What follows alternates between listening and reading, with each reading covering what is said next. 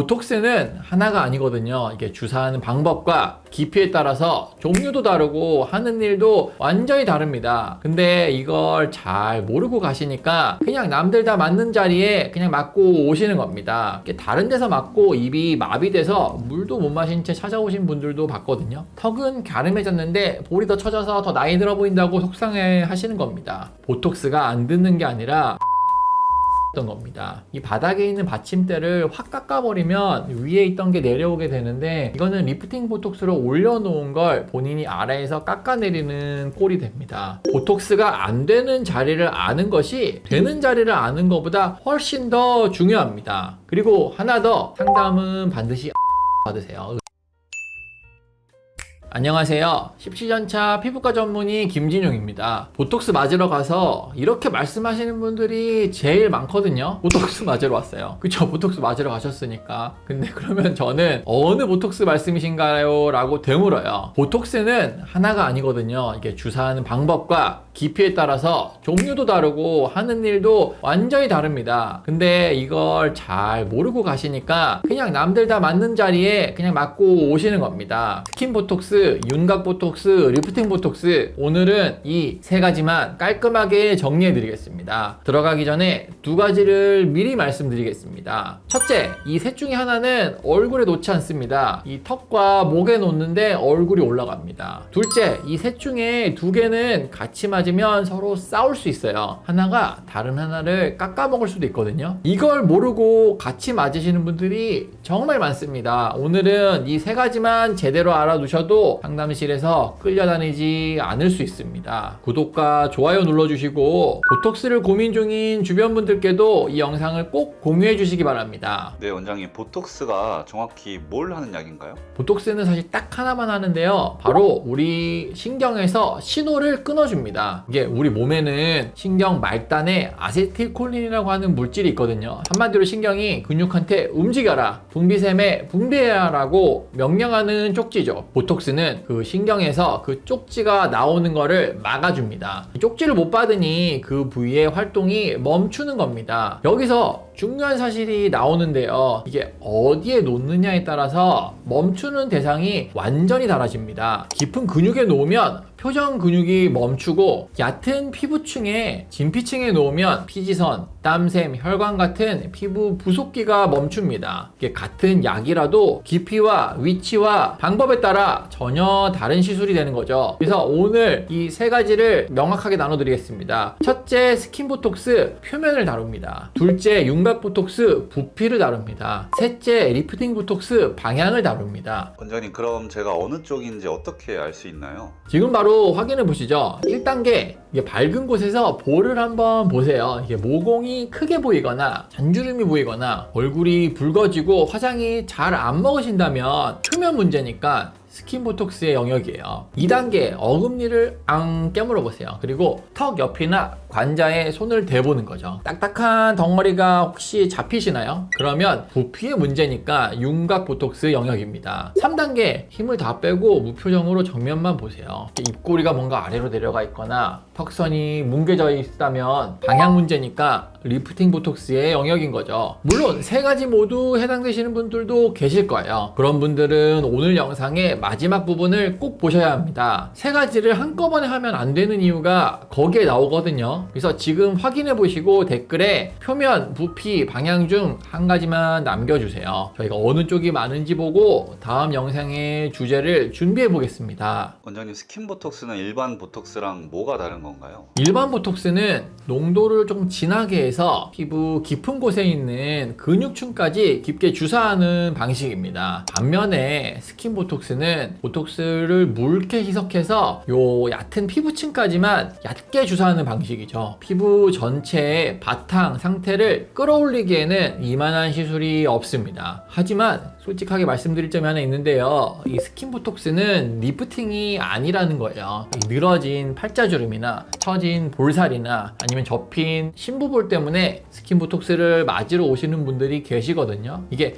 얼굴 가장자리에 잘 놓으면 피부가 팽팽해지는 느낌은 들 수 있지만 사실 그건 피부 결이나 촉감이지 실제로 리프팅은 아닙니다. 그러니까 리프팅을 기대하고 맞으시면 실망하실 수도 있어요. 또 팔자나 입가 가까이에는 스킨 보톡스를 보수적으로 놓거든요. 두 가지 때문인데요. 첫 번째, 팔자는 표정 근육 때문에 생기는 게 아니라 처짐과 꺼짐이 겹쳐서 생긴 주름입니다. 피부 부속기를 멈춰봐야 소용이 없는 거죠. 둘째, 입가는 근육이 복잡하게 얽혀 있어서 잘못 들어가면 입이 삐뚤어질 수도 있습니다. 다른 데서 맞고 입이 마비돼서 물도 못 마신 채 찾아오신 분들도 봤거든요. 그래서 콜라겐 생성을 유도하거나 초음파 에너지나 고주파 장비로 늘어진 피부를 줄여줘야 합니다. 보톡스가 안 되는 자리를 아는 것이 되는 자리를 아는 것보다 훨씬 더 중요합니다. 선생님, 두 번째 윤곽 보톡스라는 것도 있는데 이건 정말 많이들 맞잖아요. 네, 맞습니다. 그래서 윤곽 보톡스는 얼굴 윤곽을 결정하는 이 사각턱 근육이나 관자 근육을 타겟으로 해요. 아까 말씀드린 것처럼 앙 깨물었을 때 이 턱선 끝과 관자 부위에 단단하게 잡히는 근육 덩어리들이 대상이죠. 여기에 이게 보톡스를 놓으면 근육이 쉬게 되면서 근육 부피가 줄어듭니다. 효과는 정말 확실해서 근육이 두꺼운 분들은 얼굴이 눈에 띄게 작아지거든요. 하지만 여기서 제가 제일 하고 싶은 이야기가 있습니다. 이게 예전에는 저는 그냥 앙 깨물었을 때 근육 덩어리가 잡히면 그냥 놔드렸거든요. 근데 몇 달 뒤에 찾아오신 분이 턱은 갸름해졌는데 볼이 더 처져서 더 나이 들어 보인다고 속상해 하시는 겁니다. 이때까지 그냥 근육의 크기만 봤지 이 근육이 받치고 팽팽하게 만들어주던 피부 구조를 보지 못했다는 거였어요. 사각턱이나 관자 근육은 씹는 근육 외에도 얼굴 바탕에 볼륨감 역할을 해서 그 위에 얹힌 피부를 받쳐주고 있기도 합니다. 그래서 이 받침대를 갑자기 줄여버리면 위에 있던 게 아래로 내려올 수도 있습니다. 따라서 지금부터 말씀드리는 분들은 이 윤곽 보톡스를 신중하게 결정하셔야 합니다. 첫째,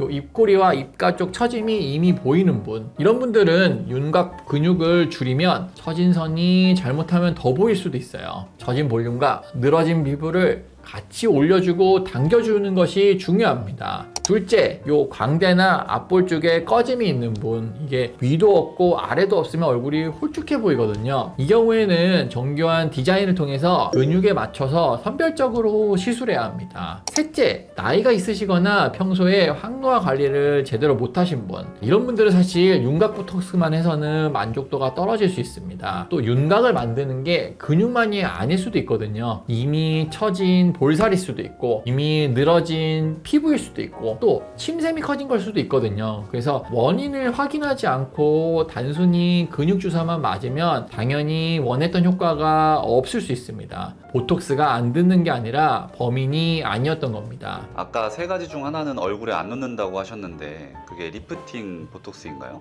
리프팅 보톡스가 오늘 내용의 하이라이트인데요. 원리부터 이해하시면 쉽습니다. 얼굴에는 위로 올리는 근육과 아래로 당기는 근육이 서로 줄다리기를 하고 있거든요. 아래로 당기는 대표적인 근육은 세 군데인데요. 첫째는 입꼬리를 내리는 근육입니다. 그래서 이 근육의 힘을 빼주면 무표정일 때도 입꼬리가 살짝 올라가 보여요. 그래서 평소에 이 근육을 많이 쓰시는 분일수록 효과가 큽니다. 두 번째, 턱끝을 내리는 근육인데요. 이 근육은 아랫입술을 밀어내면서 턱끝을 같이 내리게 돼요. 근데 여기에 정확하게 잘 놓으면 자갈턱도 좋아지고 턱끝도 정리가 됩니다. 셋째는 가장 중요한 이 넓은 목근입니다. 이 주사는 얼굴이 아니라 이 턱 라인과 아래에 있는 목 피부에 놓는 게 핵심인데요. 해골에서 시작해서 턱 밑까지 넓게 퍼져 있는 근육인데 얼굴 하부 전체를 아래로 끌어내리거든요. 여기에 힘을 빼주면 턱선이 다듬어지고 퍼진 것도 좋아지고 얼굴 전체가 올라가는 느낌이 납니다. 다만 리프팅 보톡스도 한계가 존재합니다. 이 입꼬리와 턱끝은 이 정교한 대칭이 생명이라서 조금만 어긋나도 표정이 어색해지거나 입이 삐뚤어질 수 있어요. 또 피부 자체가 남아 돌아서 많이 처지거나 늘어진 경우에는 당연하겠지만 보톡스만으로는 어려울 수 있습니다. 이 남는 피부나 늘어진 피부를 줄이는 안티에이징 시술이나 혹은 물리 물리적으로 당겨주는 실리프팅을 같이 고려하셔야 합니다. 아까 두 시술이 서로 싸운다고 하셨는데 그게 어떤 건가요? 오늘 내용 중에 중요한 부분인데요. 이게 윤곽 보톡스하고 리프팅 보톡스를 같이 하실 때는 신중해야 해요. 이게 윤곽 보톡스는 결국 부피를 깎는 시술이고 리프팅 보톡스는 방향을 올리는 시술이거든요. 근데 이 윤곽 근육이 얼굴 바탕에 볼륨을 만들어서 피부를 받치고 있거든요. 이 바닥에 있는 받침대를 확 깎아버리면 위에 있던 게 내려오게 되는데 이거는 리프팅 보톡스로 올려놓은 걸 본인이 아래에서 깎아내리는 꼴이 됩니다. 그래서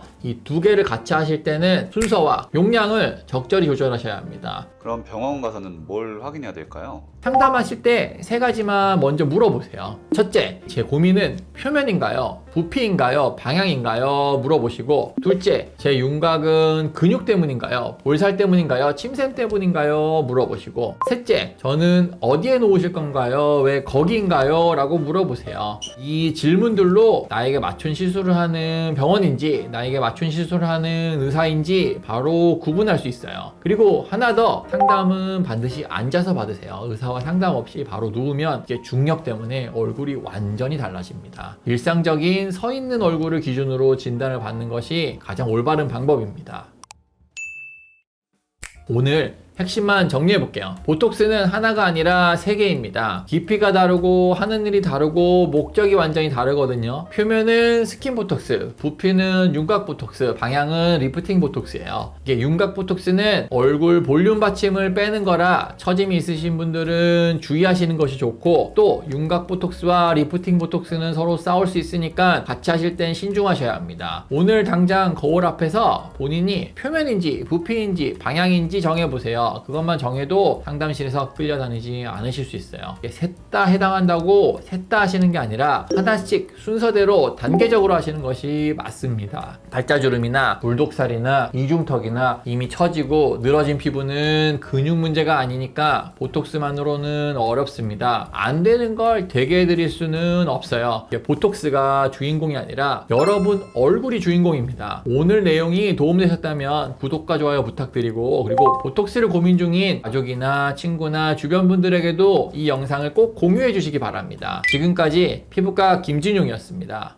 원장님 이 세 개 중에 어떤 보톡스를 제일 좋아하세요? 저는 이제 윤곽 보톡스는 거의 매번 맞고, 사실 얼굴이 작아지니까 얼굴이 큰 거보다는 얼굴이 작은 게 좋잖아요. 그래서 윤곽 보톡스는 꾸준히 맞는 편이고, 꾸준히 저처럼 맞아가지고 이제 윤곽이 작은 상태로 조금 유지를 할 수 있으면 그 이후에는 보톡스를 맞고 나면 효과 유지 기간도 훨씬 길어지고, 보톡스도 이제 디자인을 어떻게 하는지에 따라서 이 시술을 어느 점에다 하는지에 따라서 굉장히 다른 효과를 볼 수 있기 때문에 특히 이런 여름철에는 스킨 보톡스 효과가 굉장히 좋거든요. 그래서 화장하기도 훨씬 편하시고 번들번들하지도 않고, 그때 피부에 광이 나는 효과도 있기 때문에 만족도가 굉장히 좋으실 거고. 추천하시는 그 스킨 보톡스 부위가 있으세요? 일반적으로는 사람의 얼굴을 보고 어디에다가 스킨 보톡스 밀도를 많이 할지 어디를 덜 할지 제가 직접 놓으면서 결정을 하는 편이죠.